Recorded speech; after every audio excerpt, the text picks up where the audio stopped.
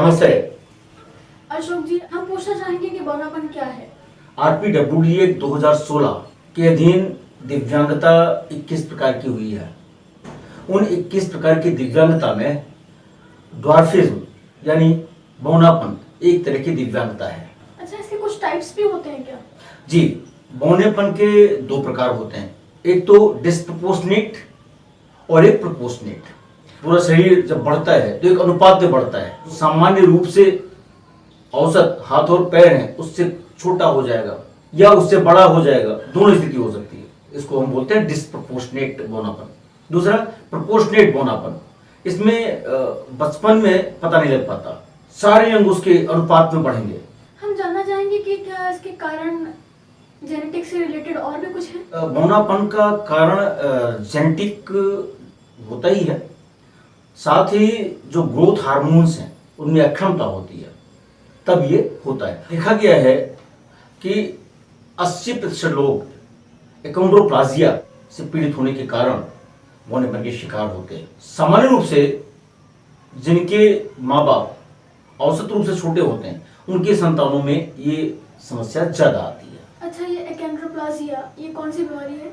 यूं कह सकते हैं कि यह वो कारण है जिससे जो हड्डियां होती हैं वह ग्रोथ नहीं कर पाती हैं।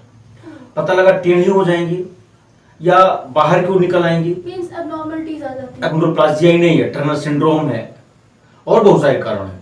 टर्नर सिंड्रोम महिलाओं में ज्यादा होता है।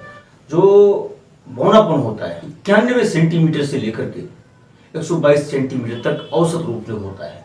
25 अक्टूबर को प्रत्येक वर्ष बौनापन दिवस, ड्वार्फिज्म दिवस के रूप में मनाया जाता है और इससे हम आम जनमानस के बीच में जागरूकता फैलाने का प्रयास करते हैं। अब चूंकि उनको गठिया भी हो सकती है, उनके सेक्सुअल ऑर्गन्स कम डेवलप हो पाते हैं, कुछ तो लोग घिसट के चलते हैं, कुछ लोग पता लगा जब सीढ़ी चढ़ना होगा, कहीं बना हुआ होगा बैरियर फ्री अगर नहीं है तो उनको जैसे पेड़ पर चढ़ लो इस तरह चढ़ना है। अशोक जी, इसके कुछ सिम्टम्स जो होते हैं वो पहले दिखाई दे पाते हैं क्या? अनुपातिक रूप से वृद्धि नहीं होती तो तुरंत दिखाई पड़ जाता है। जो बच्चे नवजात शिशु होते हैं उनमें जो प्रोपोर्शनल होता है वो दिखाई नहीं पड़ता है। तो जो लक्षण होते हैं सिर्फ आप इस आधार पे कि वो छोटा है, वो व्यक्ति बौनापन है, लंबाई उसकी इतनी है, इस आधार पे ही आप नहीं भांप सकते हैं। आप देखें कुछ लोगों को पीठ पे कुबड़ आ जाता है, हाँ।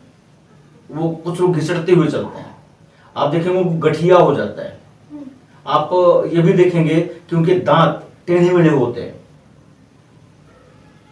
तो इस तरह से अन्य जो प्रॉब्लम्स हैं उनको आ जाती हैं। कुछ लोग ऐसे होते हैं कि वो बौनापन से निपटने के लिए सर्जरी तक करवाने की बात करते हैं। बहुत जोखिम भरा काम होता है, इसलिए ऐसे निर्णय नहीं लेने चाहिए। गरिमा में जीवन जीने का अधिकार जो प्रकृति ने दिया है उसको अडॉप्ट करना चाहिए। और साथ ही समाज को भी इस बात का ध्यान रखना चाहिए कि जो प्रकृति ने जो कुछ भी बनाया है किसी न किसी के लिए वो हितकारी ही है, कभी भी वो विनाशकारी नहीं हुआ है। और साथ ही हमेशा प्रकृति ने ये चाहा है कि सभी संतुलन में रहें। ध्यान रखनी चाहिए कि कभी ना कभी हो सकता है आगे आने वाली पीढ़ी में या फिर इसी पीढ़ी में वो इसके शिकार हो जाएं।